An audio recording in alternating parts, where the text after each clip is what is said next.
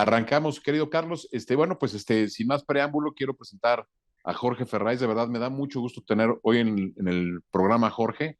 De verdad, un amigo muy querido de varios de nosotros. Tuvimos oportunidad de conocernos hace ya muchos años. La verdad, yo siempre les he admirado la iniciativa que tuvieron. Bueno, primero con la revista que empezaron con Pedregal, que nos platicaron un poco, Jorge, los antecedentes de cómo empezaron las ideas. Luego, Líderes Mexicanos, que fue una gran idea, y ahora pues en Estados Unidos, pues ya platicábamos 34 años de líderes mexicanos y 22 años de Latino Leaders. De verdad, muy importante el tema. Y Jorge, para no quitar tiempo, Jorge hoy, bueno, desde Dallas, nos va a dar una plática precisamente sobre liderazgo y le pedimos de favor que nos platicara un poco sobre la pasión que tiene sobre los vinos, también que nos dé un poco también para, pues en esta pandemia también, conocer un poco de este tema. Querido Jorge, bienvenido a tu programa. Gracias, Jaime. Gracias, Carlos. Bueno, primero que nada, encantado de estar aquí. Efectivamente, estoy ya en las últimas horas de la oficina aquí en Dallas, donde tenemos las oficinas de Latino Leaders en los Estados Unidos. Esta ciudad ha crecido mucho. Últimamente se ha convertido, yo creo que, pues quizá en la primera ciudad o quizá la segunda ciudad ahí con Houston se van más o menos dando los, equivalencias, pero hoy por hoy Dallas es una metrópoli grande, hay 23 empresas de las 500 de Fortune, están basadas aquí en Dallas. Y bueno, Texas, todos sabemos, es un estado muy pro empresarios, muy pro empresas. Estando en Texas se siente un poco el ambiente más pro negocio, un poquito más republicano quizá, quien está un poco más metido en la política. Es un estado más conservador en muchas cosas, pero muy fuerte económicamente. Y por eso decidimos venirnos a establecer aquí hace 22 años con Latino Leaders, porque sabíamos que iba a ser una buena empresa, un buen estado, una ciudad que estaba geográficamente bien ubicada. Y bueno, fue un poco el sueño irresponsable mío y de mi hermano Raúl el hecho de que ahora estemos aquí, yo en esta oficina, respondiéndote o aceptándote esta invitación de participar con todos los que nos están oyendo. Y pues bueno, o sea, un poco el origen de todo esto, como muchos amigos nuestros lo hemos ya visto durante años, atestiguado y caminado juntos en este camino. Pues todo es por la asociación o el partnership que tenemos Raúl, mi hermano y yo, que desde que salimos de la universidad allá en México, yo estudié comunicación en la Universidad de Anáhuac, Raúl estudió comunicación en la Universidad Intercontinental. No éramos grandes amigos de niños ni de adolescentes, para serte franco, usualmente yo lo consideraba a él como un nerd y él me veía a mí seguramente como el típico hermano grande, que no da no da pie con bola, ¿no? Pero mira, o sea, entre circunstancias de la vida que nos han unido siempre y la oportunidad que vimos de crear un medio de comunicación, creo que ese es un sueño que los dos compartíamos.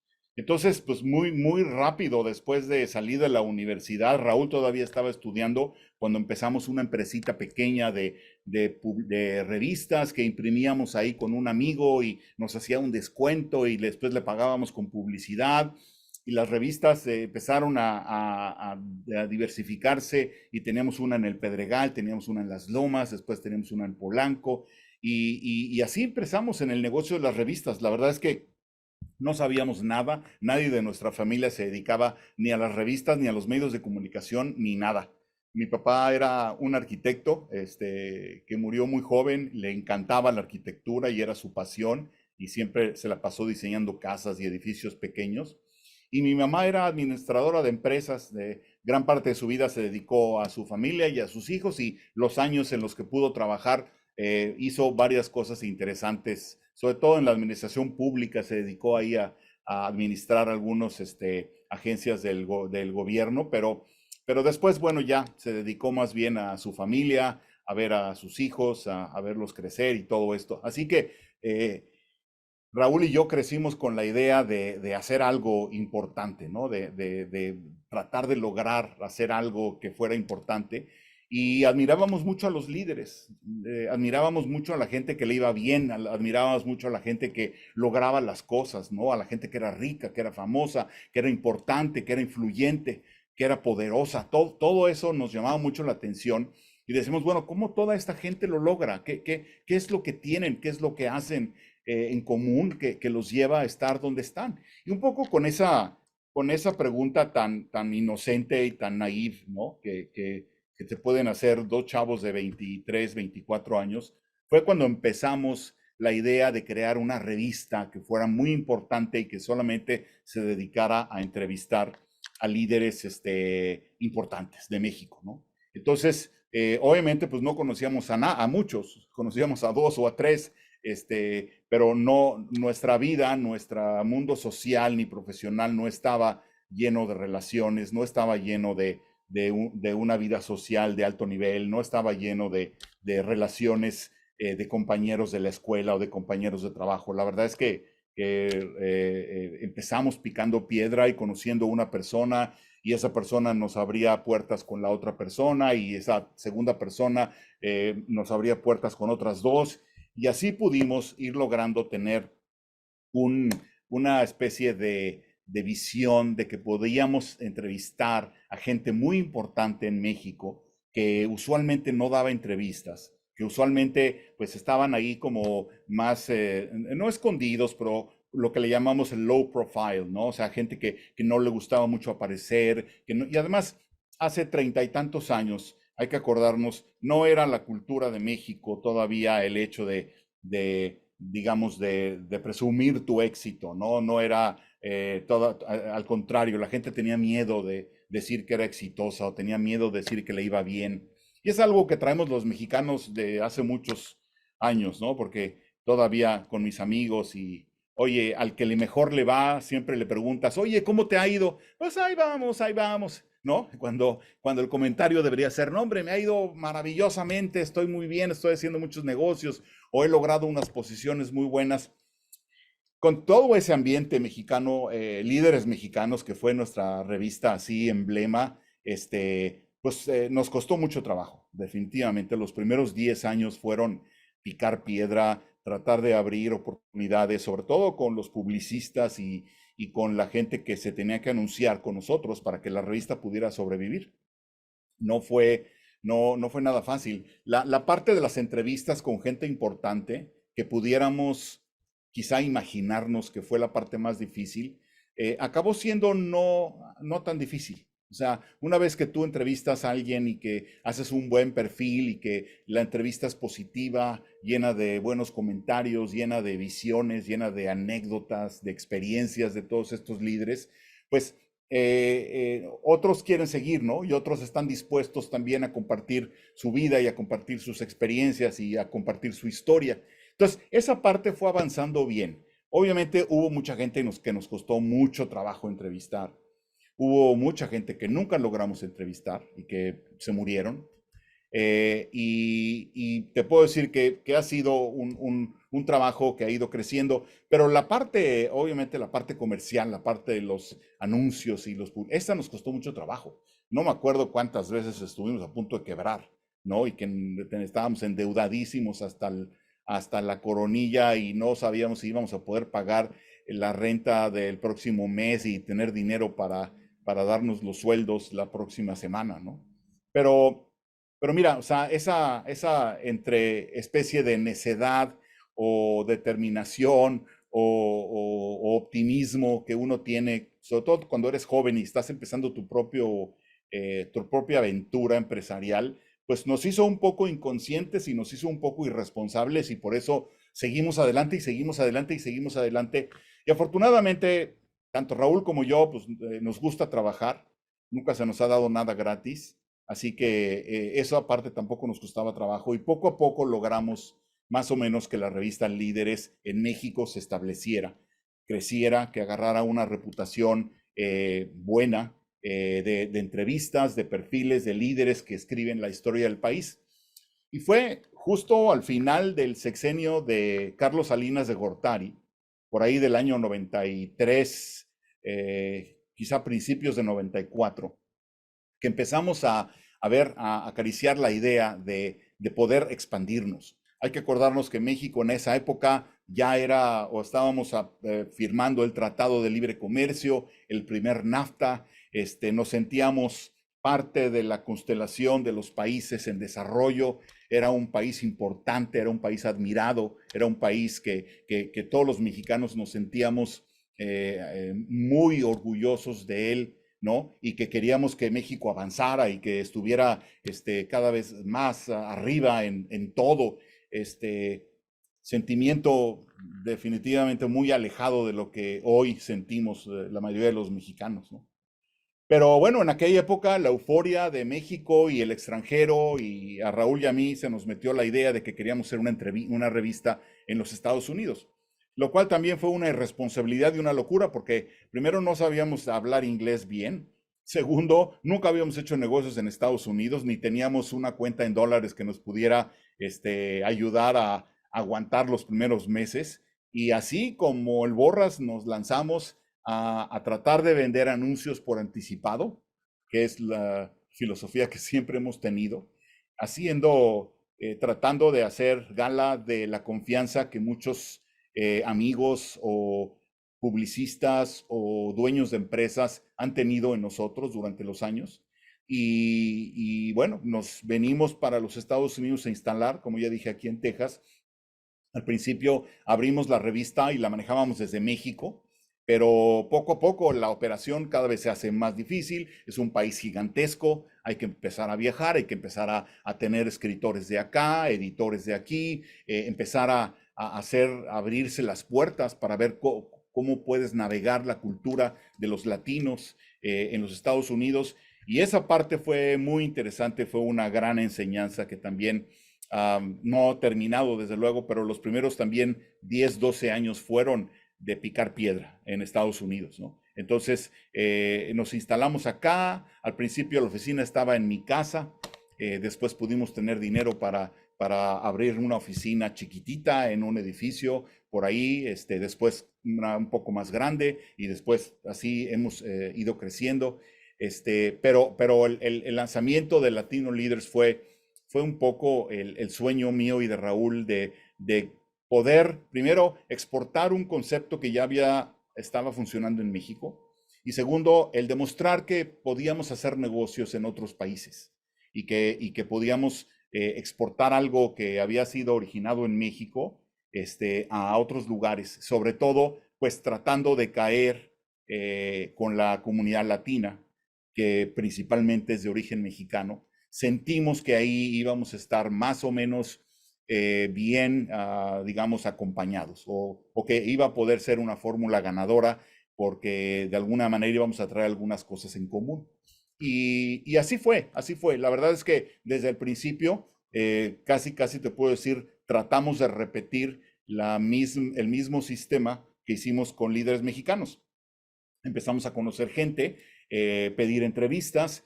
Una gente quedó contenta con su entrevista, nos recomendaba con alguien más, ese otro nos recomendaba con alguien más, y así vas haciendo entrevistas, las vas publicando, la gente va viendo tu revista, les va gustando. Y bueno, este país, a diferencia de México, es un país muy extenso, en donde no hay ni una sola ciudad en donde tengas que estar para que ya lo hayas cubierto, pues, si no todo, casi todo, como pasa en la Ciudad de México. Entonces, sí te puedo decir que el nivel de viajes y el nivel de participación de eventos y de ir para acá, ir para allá, ir a hablar de la revista, ir a abrir puertas, fue una misión bastante pesada, pero muy interesante, porque fue absolutamente una experiencia que yo no cambiaría por nada, ¿no? Los primeros 10, 12 años, como te digo, nos la pasábamos viajando por todos lados, llevando la revista, participando en eventos, y poco a poco la revista también fue alcanzando su nivel. Y aquí me voy a detener un poco porque la filosofía, después de 22 años de editar Latino Leaders aquí, hay algunas reflexiones que hemos hecho y que nos hemos dado cuenta que son muy interesantes cuando uno viene a analizar el mundo hispano o el mundo latino de los Estados Unidos. Y hay muchos mitos y hay muchas verdades, ¿no? Y hay algunos de los mitos que pensamos que nos afectan más de lo normal. Pero primero hay que darnos cuenta de una cosa. Hay que darnos cuenta primero que los Estados Unidos y México son dos países que están irremediablemente unidos para bien o para mal por el resto de sus vidas. Y ha habido temporadas muy buenas, ha habido temporadas muy malas, seguramente habrá temporadas muy buenas en el futuro y siempre habrá temporadas muy malas en el futuro, igual que como si fueran dos vecinos o como si fueran dos hermanos o como si fueran dos personas que están juntas, ¿no? Siempre va a haber diferentes cosas. Pero los dos países yo creo que se han contribuido mucho a ellos mismos. Y yo ahí es donde veo que una de las mayores, quizá, contribuciones que México ha hecho a los Estados Unidos son todos los mexicanos que se han venido a vivir aquí desde los años de principios del siglo pasado, desde los años 20, 30, sin hablar de las familias que ya eran de origen mexicano o español y que desde los años 1800 y 1700 y 1600 ya vivían en toda el área del centro de los Estados Unidos. Hay que acordarnos que este país donde yo estoy hoy era parte de México. Y este país era parte de México hasta Canadá, en un momento dado de la historia, ¿no? Y bueno, poco a poco los Estados Unidos como tal fueron ganando el terreno y el último estado que se anexó a los Estados Unidos fue precisamente Texas, después de haber estado indeciso o por conveniencias personales de negocios, si se unía para acá, si se unía para allá, la abolición de la esclavitud, todo lo que fue Lincoln, Benito Juárez, fue muy importante para que Texas decidiera separarse de México, porque Texas definitivamente era un estado que quería seguir. En fin, es una historia muy interesante, pero lo que es verdad es que hoy por hoy, de las 5 ciudades más grandes de mexicanos, 2 están en los Estados Unidos. La ciudad más grande del mundo de mexicanos es la Ciudad de México. La segunda ciudad más grande del mundo de mexicanos es Los Ángeles, California. La tercera ciudad es Chicago, Illinois. La cuarta es Guadalajara, después Monterrey. Entonces, si nos vamos a esas cosas, pues una gran parte de la población de México está en este país. Unos están para siempre, la gran mayoría están como en un proceso de que si van o vienen y quizá no desean quedarse permanentemente aquí. Y hay otras circunstancias, que también hay gente que ha venido aquí con su propia voluntad. No todos han venido huyendo, ¿no? Hay mucha gente que ha venido aquí, ha querido instalar cosas y se ha venido a quedar. Y entonces, cuando tú te das cuenta de todas estas detalles o diferencias de los mexicanos que viven o que vivimos en los Estados Unidos, te das cuenta de la complejidad que hay. Ahora, a eso hay que agregarle los países diferentes de donde estos latinos han venido, porque como dijimos, la mayoría son mexicanos. El 67% de los latinos en Estados Unidos tienen origen de México, origen mexicano. Pero el otro porcentaje vienen de otros países como Puerto Rico, como Cuba, como Colombia, como Ecuador, como Perú, Venezuela y muchos más. Entonces, cuando amalgamas o juntas a toda esta gente que es de habla hispana originalmente y la ves como un país, como tú lo decías, Jaime, hace rato, cuando la ves como un país, dices, caray, o sea, esta comunidad es la octava economía del mundo, dentro del país que es la primera economía del mundo, ¿no?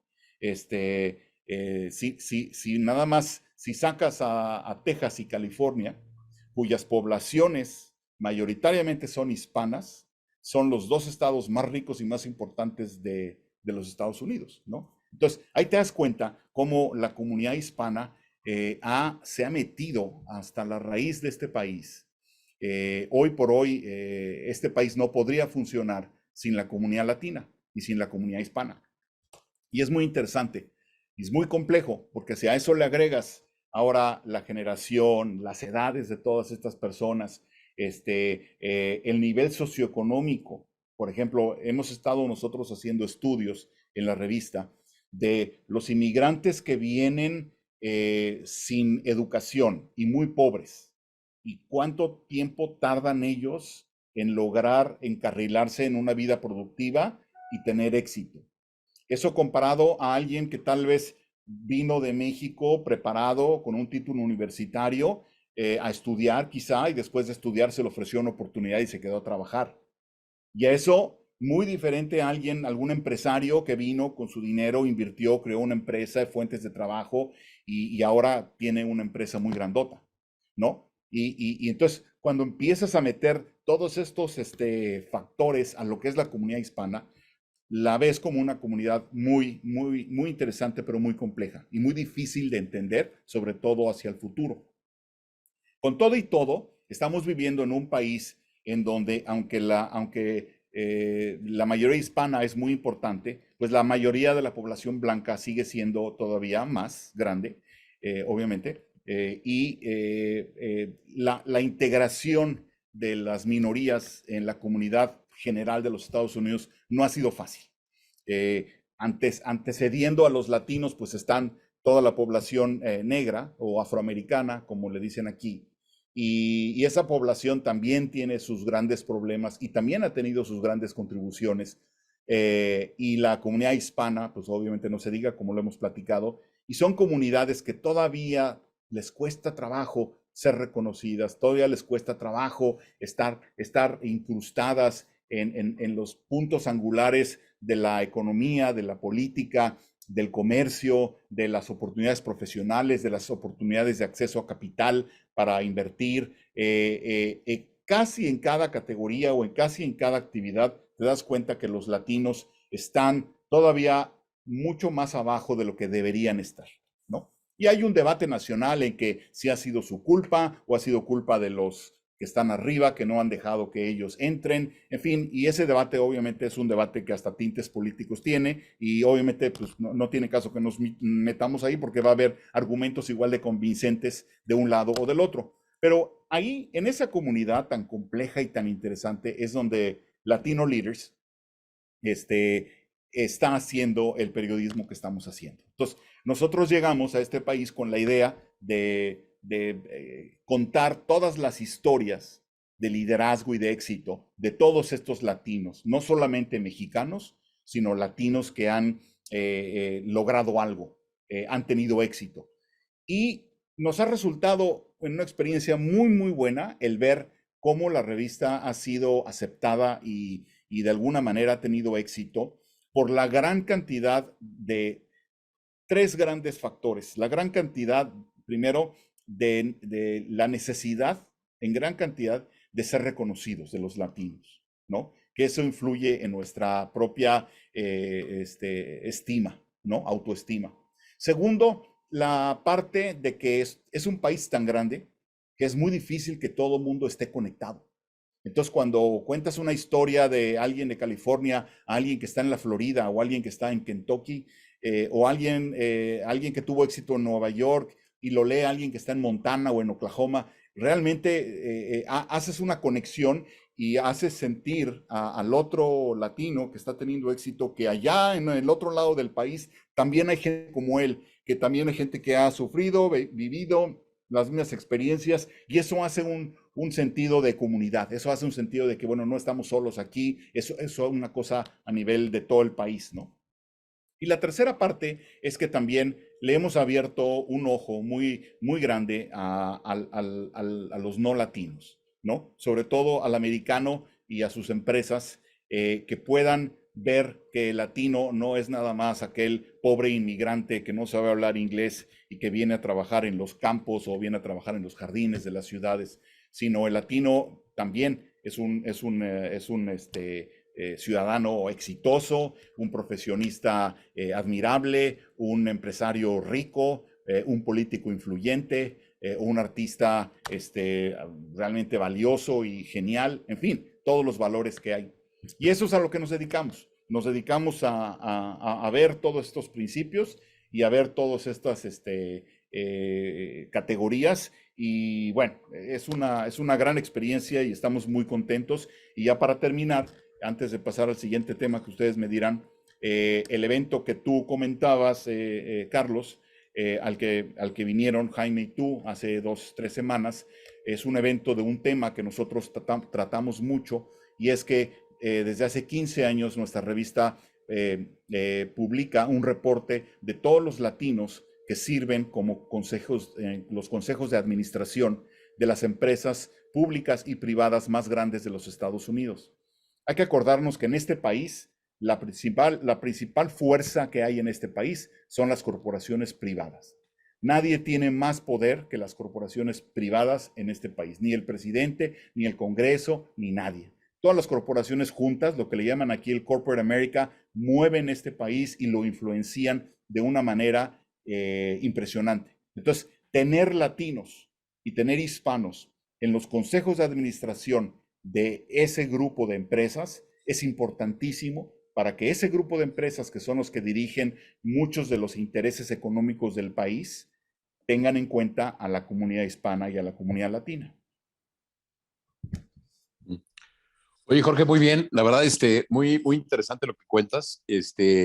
Sé que va a haber preguntas de todos los amigos y amigas que nos están viendo el día de hoy. De verdad, muy contentos de regresar a esta tercera temporada. Yo te haría 2 preguntas antes de pasar a los vinos, al tema de vinos, que es la primera, y te la voy a obviar, es, tú siempre has dicho que en esos 34 años, algo que te ha impresionado de los líderes, una característica que has encontrado, es la conciencia de sí mismo. A ver si nos puedes hablar un poquito más de lo que le llaman en inglés el self-awareness o la autoconciencia.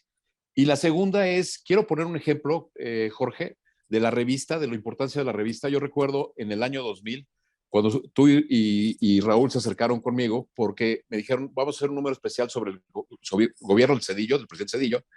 Oye, ¿habrá posibilidades de que el presidente Fox opine en la revista? Yo recuerdo haber ido, haber planteado la posibilidad, y el presidente Fox dio un mensaje muy positivo hacia el presidente Cedillo en la revista. Entonces, hoy, ¿cómo necesitamos ese tipo de unión, de articulación, ¿no? Y la tercera, si nos puedes contar, porque ahorita acabas de hablar de líderes mexicanos, tienes tú un caso muy interesante de una persona que se fue a sembrar allá y que hoy ha hecho un vino que es muy bueno, que es Bulmaro, ¿no? Entonces, a ver si nos platicas también, porque creo que eso te va a dar plática para lo que es también tu pasión, que son los vinos. Claro.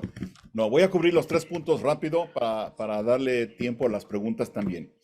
Sobre el self-awareness, te voy a decir una cosa. Una de las detrimentos más grandes que hay para los latinos en este país para avanzar más es precisamente la baja autoestima que tenemos los latinos cuando venimos a este país. No lo quiero decir así en palabras, pues no sé, poco elegantes, pero somos muy acomplejados y somos muy dejados cuando venimos a este país. Nuestros contrapartes afroamericanos son más agresivos y son más regañones y son más enojones, y entonces a ellos obviamente les hacen mucho más caso que a nosotros. Pero si pudiéramos modificar algo del DNA de los mexicanos y los latinos que venimos aquí a este país y volvernos más vocales, más conscientes de nuestro valor y de lo que estamos aportando y hacia dónde queremos ir, yo creo que habría muchísimas más historias de éxito y los latinos estarían en mucho más posiciones de poder y de influencia de lo que están ahorita. Muchos le llaman el gigante dormido. Y es verdad, a veces tú ves una gran masa de latinos, pero como que les falta todavía, nos falta tomar acción, nos falta levantarnos y empezar a exigir más y empezar a ver todo esto. Y bueno, ojalá en las votaciones que vienen y en las que siguen y en las demás, cada vez haya más latinos que voten, y eso haga que los políticos tomen más en cuenta la opinión de los hispanos aquí. El segundo tema, la división, tienes razón. Yo concuerdo contigo en México, y sabes que aquí ves lo mismo. Yo no sé si es un fenómeno global que está pasando en todos lados, pero hoy por hoy las sociedades y comunidades están sumamente divididas y polarizadas, ¿no? O sea, como que antes no pensabas igual, ok, te respeto y cada quien por su lado, pero hoy, si no piensas igual que yo, entonces estás en contra mía, ¿no? Y eso creo que o sea, no estamos acostumbrados, no nos gusta. Nuestra generación nunca ha visto este fenómeno. Hay que acordarnos que nuestra generación no ha tenido guerras, no vivió la guerra mundial, no vivió mucho de situaciones horribles en donde había mucho más cosas así extremas. Y entonces yo creo que nuestra misma generación está creando un poco la idea de los extremos y mis puntos de vista sobre los tuyos y el fanatismo y un poco también la visión de la gente, sobre todo la gente poco educada, de pensar que las cosas se pueden solucionar fácil, ¿no? O a través de los políticos o a través de los clásicos líderes y no se dan cuenta que para modificar las cosas y para crear un mejor país o una mejor sociedad, el que tiene que trabajar es uno y no esperar que los demás lo hagan, ¿no? Entonces yo veo esas divisiones, las veo en México, qué lástima que se estén dando, pero también las ves aquí, entre los extremos de conservadores y liberales, todo esto, y es una lástima porque sí está llegando a dividir muchas cosas, empresas, sociedades, organizaciones. Entonces, pero bueno, ese es un poco la música que nos está tocando bailar y yo creo que tienen que poco a poco surgir líderes que empiecen a hablar de la unión y que empiecen a hablar no de las diferencias de la gente, sino de lo que nos une. Y yo creo que ahí, por ahí vamos a poder encontrar algo, una beta, ¿no? Y finalmente, una de las industrias que más ha sido impactada por los latinos, Jaime y Carlos, es la industria del vino en California. Un fenómeno interesantísimo. Campos de uva, pero miles y miles de acres de uva y de hectáreas que necesitan mano de obra. Y esta mano de obra, desde los años 30, 40, sobre todo en los 60 y 70, que es cuando esta industria empieza a hacer un boom, a explotar, todos son mexicanos. Todos. Ahí sí no te puedo decir que hay un porcentaje pequeño de ecuatorianos y de cubanos. No, ahí son 99.9% mexicanos los que trabajan en el campo desde hace más de 50 años. Entonces, lo que ha ido pasando es que muchas de estas grandes bodegas y productoras de vino, los mexicanos se han ido infiltrando y algunos ya nos recogen la uva. Ahora capitanean una escuadrilla de otros que recogen la uva y después el que capitanea lo nombran director o gerente y el gerente lo nombran vicepresidente de todos los viñedos. Y poco a poco, ya hay algunos que con mente empresarial que se separan y empiezan a poner su propio viñedo y empiezan a poner su propia bodega y empiezas a ver la, la, la, la flor del liderazgo, como yo le digo, el emerging, ¿no? La emergencia o el surgimiento del liderazgo que es como una planta que no la puedes detener, que busca el sol. Y ves a todos los latinos que están teniendo cada vez puestos más importantes, haciendo sus propios vinos y empiezan a tener ya una cara, una mano muy levantada en lo que es la industria del vino en California. Entonces, hace tiempo, en nuestras exploraciones, conocimos a un hombre que se llama Bulmaro Montes. De hecho, Latino Leaders contribuyó a la producción de una película que se llama La Uva, que se estrenó a principios de este año. Para los que estén por ahí, pueden buscar La Uva en YouTube o en alguna de estas plataformas, seguramente la encuentran, que es la historia de tres vitivinicultores, uno de ellos Bulmaro, el que estaba yo hablando, un niño que se vino a los 14 años sin nada más que su papá, que lo ponía en los campos a trabajar, y su sueño de los dos era tener algún día algún viñedo. Y este hombre, después de 40 y tantos años de trabajar, se jubila y con sus ahorros y lo que puede lograr que le presten, compra un viñedo y se pone a hacer un vino. Y el vino, con el paso del tiempo, resulta ser uno de los mejores vinos que se hacen en California, con los más altos ratings de los expertos más grandes que hay. Y esa es una parte que a mí me apasiona mucho porque tú conoces a Bulmaro Montes, que es el dueño de este viñedo, que se llama Maritas Vineyard, y tú lo ves un hombre sencillo, un hombre del campo, un agricultor que sabe de vinos muchísimo, y que hace un vino que es un verdadero arte, ¿no? Y es un vino que es muy cotizado porque se hace muy poquito y tiene un club de fans que lo siguen y conseguir una botella es bien difícil.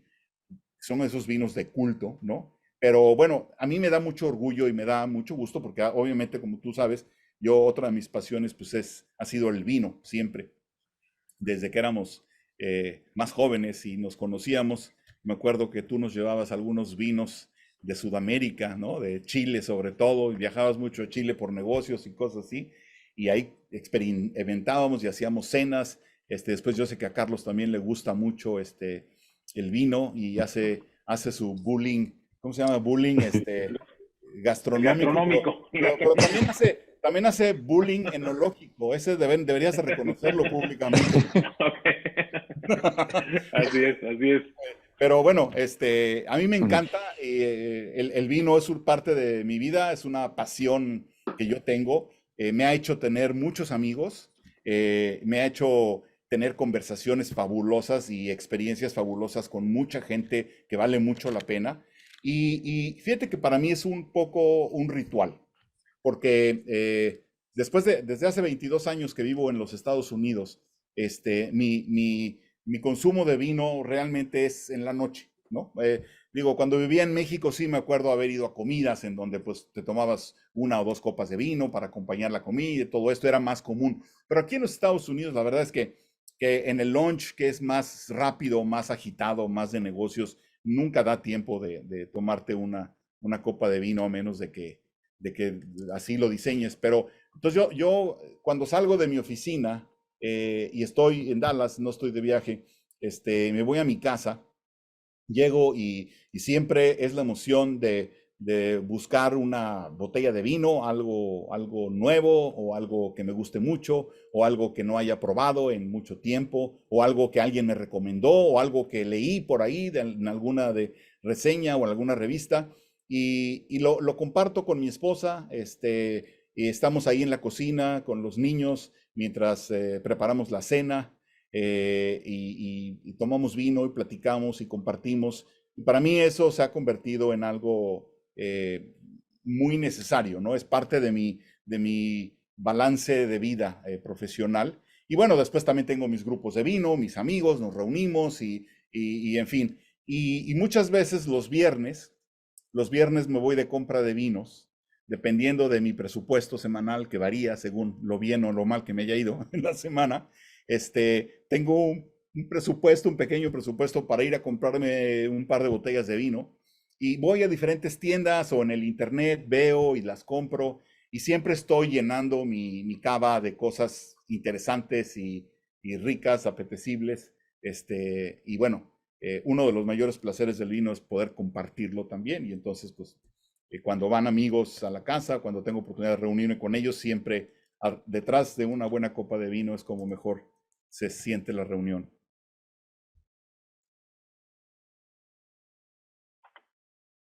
Perfecto, Raúl, no, buenísimo, pero nos confundimos ahí. Jorge, buenísimo lo que nos comentas, la verdad es que la pasión por los vinos siempre, pues siempre la hemos notado en tus redes sociales, obviamente siempre te vemos disfrutando de grandes vinos y bueno, y como dices tú, vinos de todos tipos, porque yo creo que un buen catador de vinos debe de probar de muchísimos, no solamente los que son famosos, sino obviamente pues buscar, ¿no? Buscar de muchos viñedos y la historia que nos cuentas, de este mexicano, qué increíble. Hay que ver la película, hay que verla, creo que es una muy buena idea para poderla ver este fin de semana, ¿no? La del buen Bulmaro.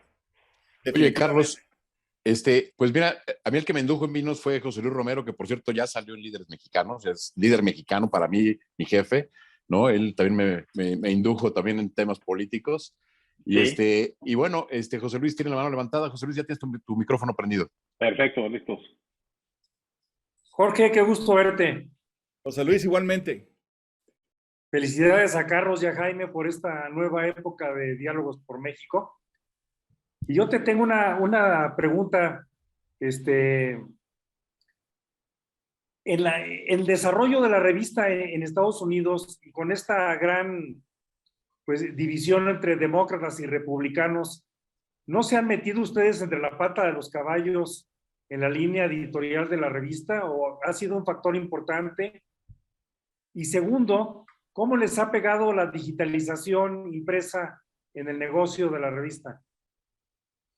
Fíjate bueno, te agradezco las preguntas, muy interesantes. Primero, la parte de la politización y el extremismo político, nosotros no nos metemos a jugar con eso. O sea, nosotros partimos de que el liderazgo y los líderes son universales y independientemente de qué tipo de cultura o de política o de religión o de raza o de género, o estamos en la época de la apertura, ¿no? Entonces, la verdad es que nunca se nos ha metido, como tú dices, entre así a tratarnos de crear algún problema. Creo que los políticos son bastante respetuosos de los medios, sobre todo los que no son los medios considerados así, los de la televisión y esos que a veces son más criticados, ¿no? Pero yo creo que en general las revistas, los periódicos aquí en los Estados Unidos conservamos mucho respeto de todo el mundo, de los dos lados del espectro político.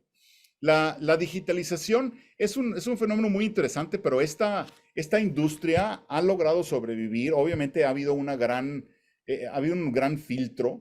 Yo creo que a partir del 2008, que se dio la última gran crisis de medios de comunicación y muchos cerraron y muchos no lograron sobrevivir todo esto, se dio una estampida por la supervivencia y yo creo que diferentes revistas y diferentes medios de comunicación hemos logrado sobrevivir por diferentes cosas, ¿no? Nosotros nos hemos ido por el lado de que somos probablemente la revista latina más importante de todos los Estados Unidos, lo cual nos da un poco el ser el top, el number one top title, de alguna manera nos hace que nos consideren muchos en sus pautas publicitarias, en sus planes de relaciones públicas, en gente que quiere hablar hacia nosotros, ¿no? Hoy por hoy yo creo que cualquier compañía o corporación americana que quiere hablarle a la comunidad hispana, definitivamente quizá nosotros somos la opción número uno, ¿no? Entonces, eso ha sido un trabajo de estar ahí presentes, de estar con determinación, no renunciar. Y no te puedo decir que nos haya ido mal. O sea, los medios de comunicación nunca son así un gran negocio, pero yo creo que nos hemos defendido bien y hemos logrado crecer. Y hoy por hoy creo que somos orgullosamente el único medio de comunicación nacional en los Estados Unidos cuyo origen es mexicano y los dueños son mexicanos. Muy bien, Jorge. Oye, por cierto, haciendo un paréntesis, por ahí veo que está Verónica Herrera, la esposa de Jorge, que siempre ha sido muy amable y muy generosa con nosotros. Y bueno, pues le mando un abrazo que está aquí presente. Y tienes la palabra, Olga. Si le prenden el micrófono a Olga González, querida Olga, adelante. ¿Está apagado otra vez? Ya. Listo. Muchas gracias.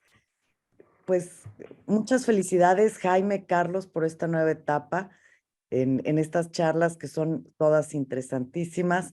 Mucho gusto, Jorge Ferraes.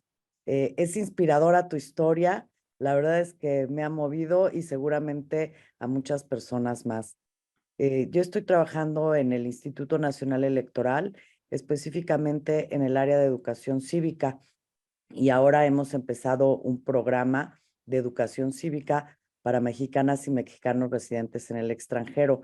Y por supuesto, cuando Carlos me hizo favor de compartir la liga y vi que ibas a estar tú en esta charla, pues me interesó muchísimo. Como tú sabes, hay casi 13 millones de mexicanos de primera generación en Estados Unidos. Y por no contar los de segunda, tercera generación, que sé que no les gusta que les digan así, sino hijos de padres mexicanos, y pues son casi 30 millones. Y es muy importante la participación política en Estados Unidos, pero creo que también es muy importante su participación política en México, pues por todas las remesas que recibimos y porque tienen familia aquí y porque las decisiones que se toman en México les afectan. Y solamente participa menos del 1%, casi el 0.8% de la población. Entonces quisiera que reflexionáramos un poco acerca de por qué la gente no quiere participar. ¿Es por falta de información? ¿Es porque no les interesa realmente? ¿Es porque tienen miedo y creen que van a perder su nacionalidad, etcétera? Y pues ponerme a la orden, si es posible hacer sinergias para que podamos difundir es la importancia de la participación de las y los mexicanos residentes en el extranjero. Muchas gracias. Claro. Gracias, Olga. Yo creo que tienes mucha razón. Aquí a los partidos, a los dos, a los demócratas y a los republicanos, les cuesta muchísimo trabajo que los latinos voten. Muchísimo. Yo los veo haciendo esfuerzos todo el tiempo. No creo que la solución sea una. Yo creo que el motivo son varios. Muchos los mencionaste tú ya, Olga. Miedo a que te identifiquen, miedo a que vayan a haber repercusiones porque votaste para acá o votaste para allá. Y también creo que los mexicanos no tenemos una cultura, sobre todo los mexicanos de cierta edad para arriba, no tenemos una cultura de participación política, porque lamentablemente ha sido, o sea, las consecuencias de la participación política y el resultado de tu participación política en tu realidad es muy poco, no se nota, ¿no? Entonces, yo creo que ya el mexicano cuando viene para acá, está acostumbrado a eso. ¿Para qué voy a votar? Si de todas maneras es lo mismo. Yo creo que deberíamos empezar, quizá en México y acá, en las escuelas, a empezar a meterle esa cultura de participación política y de votar y de tener un jefe de grupo y de la escuela y un director de la asociación y alguien que voten por él y que haga campaña para que la gente vea y la gente crezca sabiendo que entre más participes, más puedes afectar tu futuro para bien. Así es, Jorge, pues gracias por Jorge, dice Laura Lamello, mi mujer, pregunta del tema de José Hernández sobre la vinícola de Tierra Luna Cellars que tiene el astronauta de origen mexicano que hizo historia en el 2009, que si la conoces, su vinícola. No la conozco. Entiendo que está en Baja California o en la ruta del vino mexicano allá en Baja California. Está en Temécula, está hacia California. Ah, ok, o sea, está de este lado de los Estados Unidos. No, me encantaría conocerla. Nosotros tenemos un grupo en donde reunimos o comunicamos a gran parte de los vitivinicultores que están en California. Y vamos a empezar a expandirnos a los vitivinicultores que están en Washington y en Oregon también. Todos de origen latino, gran parte mexicano. Así que si nos puede pasar los datos, me encantaría. Le voy a abrir el micrófono porque ya está levantando la mano. Ok. Ya está el micrófono abierto. Yo voy a tomar notas aquí. Hola, sí. Jorge, encantada de saludarte. Qué delicia escucharte, qué frescura, qué optimismo. Nos hace tanta falta esa alegría por el futuro y todas las posibilidades que gracias. Sí, es José Hernández, es el que fue astronauta mexicano y voló en el transbordador Discovery a la Estación Espacial Internacional en el 2009 y él tiene el viñedo en Temécula. Entonces su historia debe de ser fascinante también de reseñar, porque también inició en la pizca, creo. Entonces, de pizca, astronauta a vitivinicultor, no se pone mejor que eso.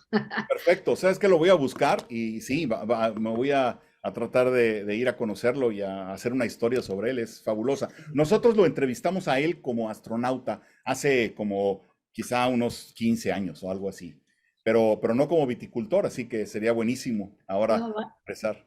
Va a estar genial. Y por otro lado, hay unas cifras que me impresionan muchísimo de los latinos. Parece que en el 2030, 1 de cada 5 trabajadores en Estados Unidos va a ser latino.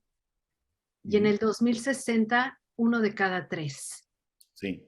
Lo cual, recientemente escuchaba, ya atender a los latinos ya no es un tema social de, ay, pobrecitos, ¿no? Affirmative action y vamos a ver qué hacemos. Ya es un tema económico y de sobrevivencia indispensable para Estados Unidos.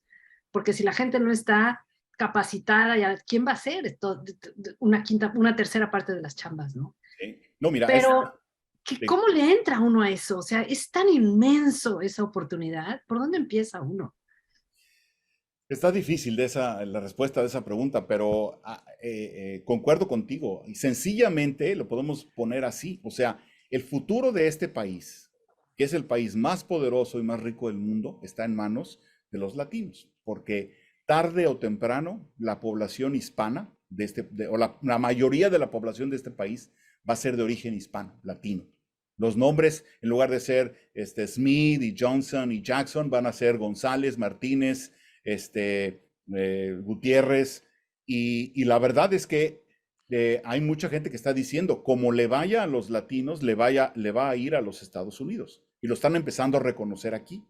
Entonces, hay desde movimientos para apoyar a la educación desde que son niños, hasta brindarles más oportunidades, hasta ayudarlos a que crezcan en cuestiones de ambición y de proyectos y de creatividad y todo esto. Hay iniciativas en la mayoría de las universidades específicamente dedicadas a los latinos. Por ejemplo, hay una iniciativa en la Universidad en la Universidad de California en Los Ángeles, y UCLA, del Departamento de Cine, o de la Escuela de Cine, de Artes y Ciencias Cinematográficas, que es una beca específicamente para estudiantes de origen mexicano o mexicanos, porque lo que ellos quieren es que quieren lograr graduar al año alrededor de entre 30 y 40 estudiantes en cine, que entre guionistas, directores, actores, productores, iluminadores, diseñadores de vestuario, sonidistas, todo lo que tiene que ver con la industria del cine, se vayan integrando, porque hoy por hoy la imagen del mexicano en el cine de Hollywood es pésima. Es terrible, es la peor de las peores épocas que hemos tenido en la imagen del mexicano en el cine de Hollywood. Y hay que acordarnos que el cine de Hollywood lo ve todo el mundo y es la impresión con la que se quedan en todos lados de lo que es los Estados Unidos. Entonces, si esas películas están todo el tiempo hablando de que los mexicanos son cárteles de droga, narcotraficantes, mafiosos, o simplemente trabajadores domésticos y del campo, o sea, están hablando de lo peor, ¿no? De la comunidad hispana, y lo cual no es cierto, pero eso es lo que tú ves. Entonces, eso lo menciono nada más como un ejemplo de los que nosotros estamos cerca y viendo y tratando de participar para cambiar.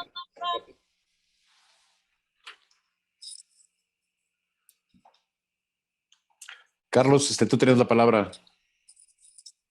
Muchas gracias. Jorge, qué bárbaro, qué padre plática. La verdad es que es una delicia escucharte, muy motivador, y la verdad mis respetos y felicidades. Yo fíjate que de lo que comentaste me quedé con una pregunta, o eso es una pregunta doble, porque me gustaría que nos dijeras cuáles gentes que ya no están con nosotros te hubiera gustado entrevistar, que pues ya no va a ser posible, y a quiénes estás con gran interés en poder entrevistar, Jorge. Muchas gracias y increíble en tu entrevista. Bueno, me imagino que te refieres aquí en los Estados Unidos. Así es. Aquí en los Estados Unidos ha habido una serie de líderes latinos. Por ejemplo, uno de los líderes latinos más influyentes y más inspiradores que ha habido es un hombre que luchó por los derechos de los trabajadores del campo, que se llama César Chávez, ¿no? Muchos lo comparan con el Martin Luther King de los negros y todo esto. Y yo más bien a César Chávez lo veo como un hombre. Él organizó un boicot de trabajadores de la industria, de las granjas en California. Y durante cierto tiempo los mexicanos se rehusaron a recoger las frutas, y esto ocasionó un problema gravísimo. Nunca más volvieron a meterse con los derechos de los trabajadores en California, gracias a lo que organizó César Chávez. Por eso es una persona reconocida. Se nos fue. Ese para mí ese hubiera sido un líder a mí que me hubiera encantado entrevistar, definitivamente, por muchas razones, ¿no? ¿Quién está en el tintero para ser entrevistado? Hay muchos. O sea, nosotros hacemos cerca de 780 entrevistas cada año en la revista, que son publicadas ya sea en la revista o en el newsletter o en la edición digital, o los invitamos a que sean parte de nuestros eventos. Y hay muchos que están haciendo cosas fabulosas, fascinantes. Hay gente que está en la ciencia, hay gente que está en la empresa. Ahorita nosotros estamos haciendo un índice de lo que son las 200 empresas más grandes de los Estados Unidos cuyos dueños son hispanos o latinos. y es un proyecto que vamos a lanzar para el año 2023. Y ahí nos va a dar, por ejemplo, quiénes son los 5 empresarios más importantes de todo el país, de origen hispano, ¿no? Entonces, por ejemplo, hay esos 5, a mí te apuesto que van a estar en mi lista para entrevistarlos en el momento en que sepamos quiénes son, para preguntarles cómo le han hecho. Pues muy bien, Jorge. Y pues ya estamos llegando al final y como siempre terminamos a tiempo. Antes de despedirnos, primero darles las gracias a todos porque gracias a ustedes se hace Diálogos por México. De verdad, esta tercera temporada fue porque todo el mundo la pidió y pues aquí estamos Carlos y yo, de verdad, tratando de complacer a todos nuestros amigos y amigas, con invitados de lujo, como ya lo vieron con Jorge Ferráez. Jorge, de verdad es un gustazo tenerte hoy aquí con nosotros y pues me gustaría dejarte la palabra por si quieres ya cerrar, Jorge, como un último comentario para toda la gente que nos vio hoy y la que nos va a ver después en las redes sociales. Mira, yo creo que los latinos en los Estados Unidos es algo de lo que México debería estar orgulloso, porque es un pueblo de veintitantos millones, ya 30 casi millones, más de 30 millones de habitantes, que son trabajadores, creativos, luchones. Es parte del país que está acá, ¿no? Es parte del país que está acá y la verdad es que tú lo ves y yo creo que los mexicanos deberíamos estar orgullosos de los que se han venido acá, han tenido la valentía, el coraje y que han hecho de este país lo que es también, ¿no? Entonces, a mí es una cosa que me apasiona. Yo creo que el futuro de este país y del futuro de México son buenos y positivos. Yo creo que no hay que dejarse, todos los países tienen sus épocas malas y sus épocas buenas. Mejores épocas vendrán para México seguro en el futuro. Estoy segurísimo porque es un gran pueblo, aquí lo ves. Y yo creo que también para este país, así que estamos en una buena circunstancia, en una buena disyuntiva o coyuntura.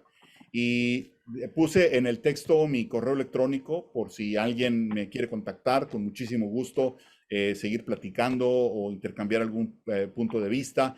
Le voy a poner aquí también antes de irnos donde pueden encontrar la revista digital. Solamente entran a este sitio y ahí ponen Latino Leaders y ahí vienen todos los ejemplares que hemos hecho de manera digital. Es gratis, la puedes bajar, la puedes ojear y la puedes ver. Pues muchas gracias, querido Jorge, de verdad es un placer. Y digo, no me quiero ir sin agradecerle. Está por aquí mi cuñado Pablo Soria. Él le dijo a su hermano, Adrián, hace 23, 24 años que tenían un cuñado que le gustaban los vinos y que estaba empezando. Y pues, Jorge, viste al mariachi, le diste las maracas y ya de por vida aquí andamos. Muy bien, qué bueno. Gracias a Pablo y Adrián por aquí están. Y Carlos, bueno, pues te cedo ya los micrófonos para que despidas y que nos cuentes. Viene una tercera temporada muy interesante. Así es, no, bueno, pues antes que nada, pues darle las gracias a Jorge. La verdad es que fue una plática espectacular, un gran inicio de la tercera temporada de los Diálogos por México. Pues ahora desde casa, ya también desde fuera, porque ya afortunadamente ya estamos pudiendo salir y estar en nuestro trabajo normal. Pues muchas gracias, Jorge. En verdad es un verdadero placer que hayas abierto esta temporada, muy inspirador, y la verdad, pues estamos en contacto y agradecerte a ti, agradecer a todas nuestras amigas y amigos que nos vieron el día de hoy, y obviamente pues a los miles que nos verán en las redes sociales, tu plática, que yo creo que vamos a recomendarla, que la vean, porque sí es muy inspiracional, y es increíble decir que 30 millones de mexicanos que están en Estados Unidos tienen una capacidad realmente de liderazgo y de generación incomparable. La verdad es que nos da mucho orgullo y nos sentimos pues obviamente muy contentos y orgullosos de estos hermanos mexicanos, obviamente empezando por ti, Jorge, felicidades.